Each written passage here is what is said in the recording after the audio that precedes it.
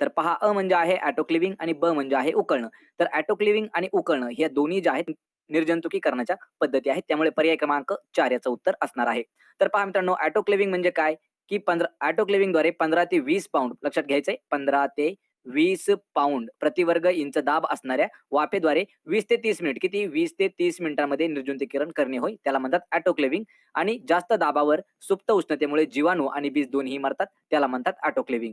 तर पहा उकळणे म्हणजे काय नेमकं की पाण्याला उकळल्याच्या नंतर 20 मिनिटात जीवाणू मरतात. तर 30 मिनिटात त्या जीवाणूंचे जे बीजाणू आहेत ते 30 मिनिटांमध्ये मरतात आणि उकळलेल्या पाण्यामध्ये पहा पाण्याद्वारे सुया, हातमोजे, काचेच्या पिचकाऱ्या ह्या निर्जंतुकीकरण केल्या जातात आणि खराब चादरी व कपड्यांना निर्जंतुकीकरण करण्यासाठी उकळलेल्या पाण्यात साबण किंवा सोडा देखील टाकण्यात येतो.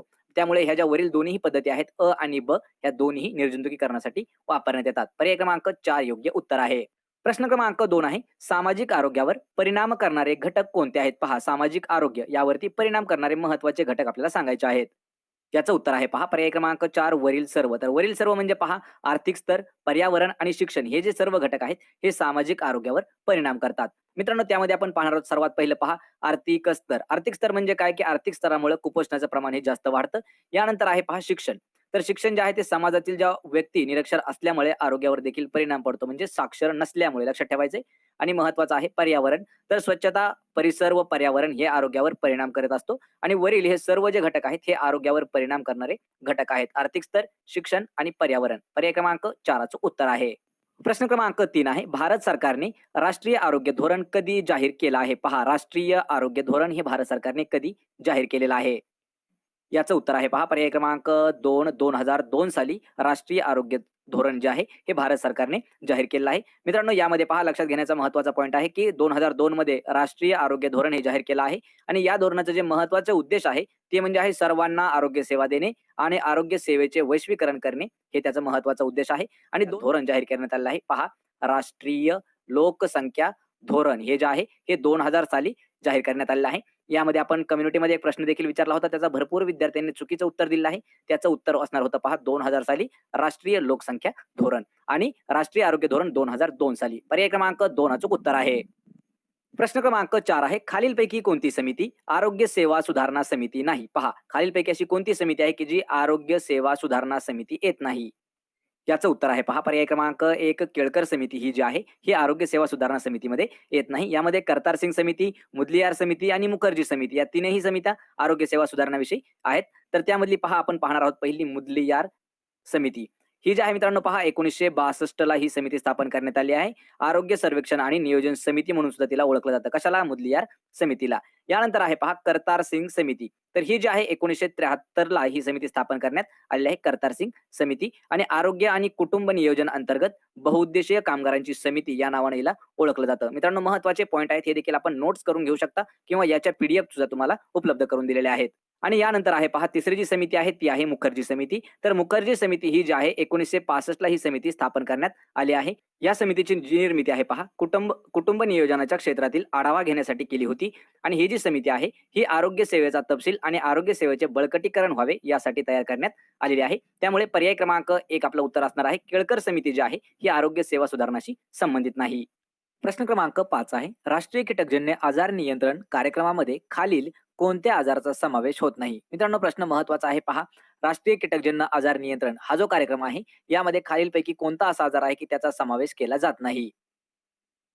याचं उत्तर आहे पहा पर्याय क्रमांक 2 क्षयरोग. लक्षात ठेवायचे क्षयरोग म्हणजे काय? टीबी, ट्युबरक्युलोसिस याचा समावेश केला जात नाही राष्ट्रीय कीटकजन्य आजार नियंत्रण कार्यक्रमामध्ये. तर लक्षात ठेवायचे कीटकामार्फत जो प्रसार होणाऱ्या रोगाचं नियंत्रण करण्यासाठी राष्ट्रीय कीटकजन्य आजार नियंत्रण कार्यक्रम त्यालाच आपण पहा इंग्रजीमध्ये आपल्याला कधी-कधी शॉर्ट फॉर्म मध्ये विचारतात NVBDCP.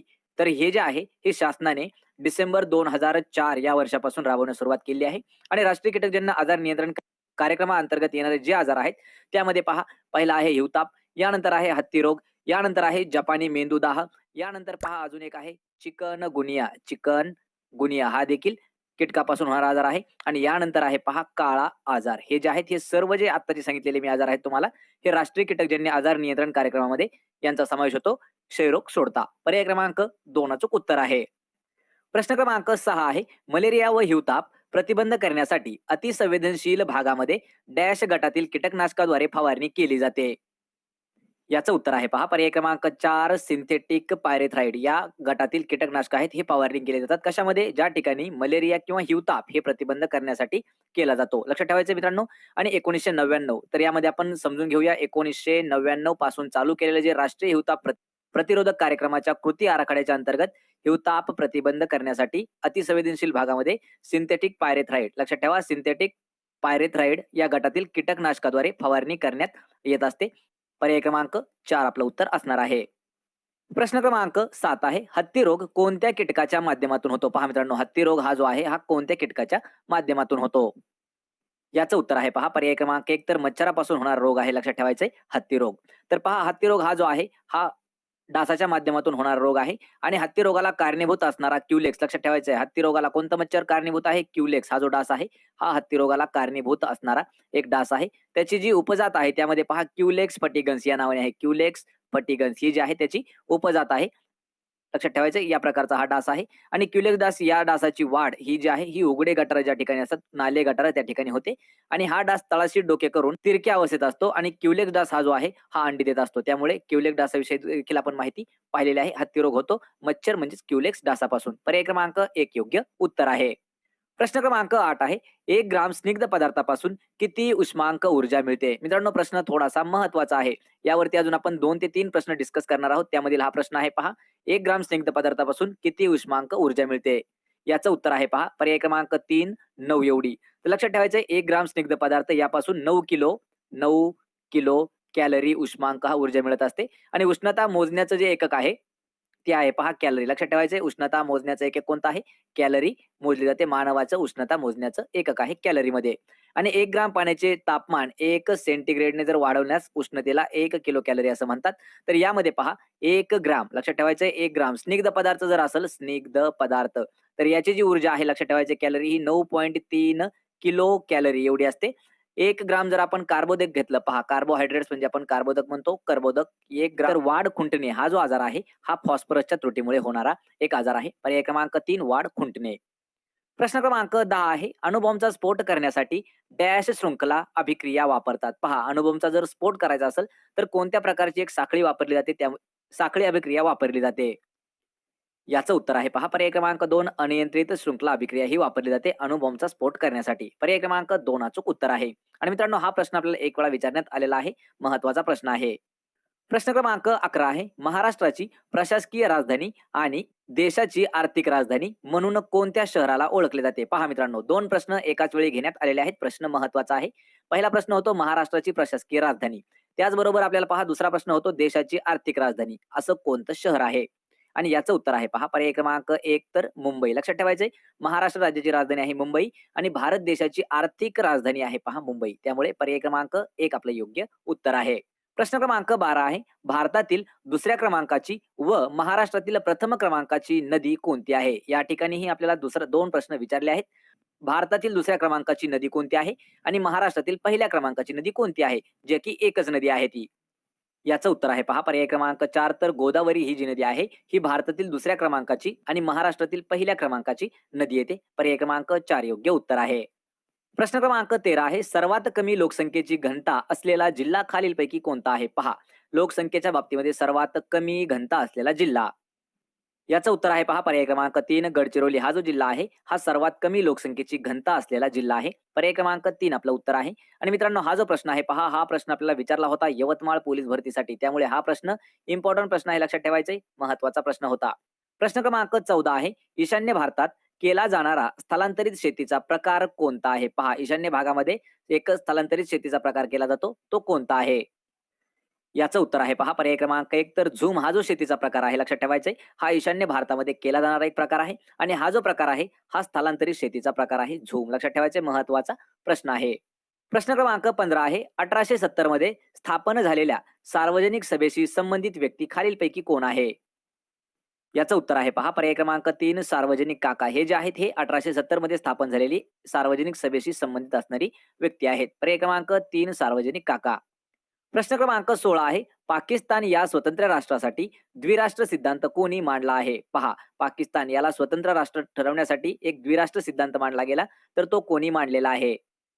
याचं उत्तर आहे पहा पर्याय क्रमांक 2 बॅरिस्टर जिन्ना यांनी द्विराष्ट्र सिद्धांत मांडला होता, जे की पाकिस्तानाला एक वेगळं राष्ट्र घोषित करण्यात यावा यासाठी हा सिद्धांत होता. पर्याय क्रमांक 2 कोणी मांडला होता? बॅरिस्टर जिन्ना यांनी. प्रश्न क्रमांक 17 आहे, नगराध्यक्ष आपला राजीनामा कोणाकडे सादर करतात? पहा मित्रांनो, हा देखील प्रश्न महत्त्वाचा आहे. तर जे नगराध्यक्ष असतात ते आपला राजीनामा कोणाकडे सोपवतात? याचं उत्तर आहे पर्याय क्रमांक 3 जिल्हाधिकाऱ्याकडे नगराध्यक्ष आपला राजीनामा हे देत असतात. पर्याय क्रमांक 3 जिल्हाधिकारी म्हणजेच लक्षात ठेवा कलेक्टरकडे आपला राजीनामा सादर करतात.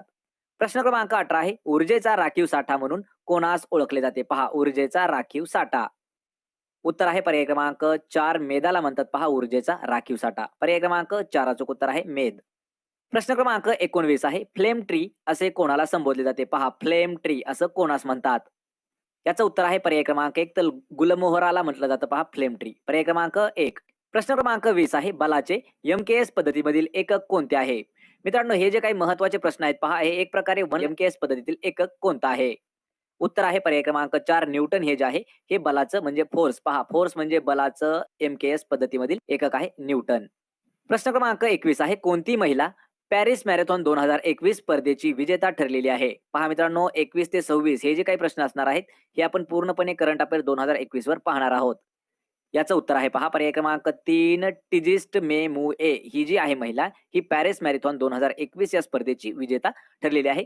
टिजिस्ट मेमुए. पर्याय क्रमांक 3 योग्य उत्तर आहे. प्रश्न क्रमांक 22 आहे, कोणत्या राज्याचे नाव अंदमान आणि निकोबार बेटे येथील हॅरिएट पर्वताला देण्यात आलेले आहे? पहा, खालीलपैकी असं कोणतं राज्य आहे की त्या राज्याचं नाव अंदमान निकोबार बेटामधील एक हॅरिएट नावाचं पर्वत आहे त्याला दिलेलं आहे? उत्तर आहे पर्याय क्रमांक 2 तर मणिपूर राज्य. प्रश्न क्रमांक 23 आहे, कोणती व्यक्ती अंतराळाचा प्रवास करणारी जगातील सर्वात वयोवृद्ध व्यक्ती ठरलेली आहे? मित्रांनो, हा प्रश्न महत्त्वाचा ठरणार आहे पहा. खालीलपैकी अशी कोणती व्यक्ती आहे की त्यांनी अंतराळाचा प्रवास करणारं जगातील सर्वात वयोवृद्ध व्यक्ती ठरलेली आहे? म्हणजे सर्वात जास्त वयाची व्यक्ती कोणती आहे की ज्याने स्पेसचा प्रवास केला आहे? उत्तर आहे पर्याय क्रमांक 2 विल्यम शाटनर. पहा, विल्यम शाटनर हे जे आहेत हे जगातील अशी एक व्यक्ती आहे की त्यांनी सर्वात जास्त वय असताना म्हणजे सर्वात जास्त वयाची व्यक्ती ठरली आहे की त्यांनी अंतराळामध्ये प्रवास केलेला आहे. पर्याय क्रमांक 2 विल्यम शाटनर. प्रश्न क्रमांक 24 आहे, कोणत्या शहरात राष्ट्रीय भूभौतिक संशोधन संस्था आहे? पहा, भूभौतिकी संशोधन संस्था कोणत्या शहरात आहे? याचं उत्तर आहे पर्याय क्रमांक 4 तर हैदराबाद या शहरामध्ये आहे राष्ट्रीय भूभौतिकी संशोधन संस्था. आणि हैदराबाद हे जे आहे पहा हे तेलंगणा राज्यामध्ये येतं. तेलंगणाची राजधानी आहे हैदराबाद. प्रश्न क्रमांक 25 आहे, हिंदू व मुसलमान हे भारत वधूचे 2 नेत्र आहेत असं कोणी संबोधलं होतं? पहा, हिंदू आणि मुसलमान हे जे आहेत हे भारत आपला जो देश आहे म्हणजे भारत वधूचे 2 नेत्र म्हणजे डोळे आहेत असं कोणी विधान म्हटलेलं आहे? याचं उत्तर आहे पहा पर्याय क्रमांक 2 सर सय्यद अहमद खान यांनी म्हटलेलं आहे की हिंदू आणि मुसलमान हे भारत वधूचे 2 नेत्र आहेत. पर्याय क्रमांक 2 अचूक उत्तर आहे. प्रश्न क्रमांक 26 आहे, इंडिया डिवायडेड हे पुस्तक खालीलपैकी कोणी लिहिलेलं आहे? पहा, इंडिया डिवायडेड हे पुस्तकाचे लेखक आपल्याला सांगायचे आहेत. याचं उत्तर आहे पर्याय क्रमांक 3 डॉक्टर राजेंद्र प्रसाद हे जे आहेत हे इंडिया डिवायडेड या पुस्तकाचे लेखक आहेत. आणि डॉक्टर राजेंद्र प्रसाद हे जे आहेत पहा हे आपल्या भारताचे पहिले राष्ट्रपती देखील आहेत. महत्वाचा प्रश्न आहे हा देखील. भारताचे पहिले राष्ट्रपती डॉक्टर राजेंद्र प्रसाद. पर्याय क्रमांक 3 आपलं योग्य उत्तर आहे. पहा, 26 जनरल नॉलेजचे प्रश्न. आपल्याला 26 प्रश्नांपैकी किती प्रश्नाचं उत्तर देता आलं हे मला कमेंट करून नक्की सांगायचं आहे. आणि जर आपल्याला व्हिडिओ आवडत असतील तर लगेच आपल्या व्हिडिओला लाईक करा, मित्रांमध्ये शेअर करा आणि मराठी नोकरी YouTube चॅनलला सबस्क्राईब करा.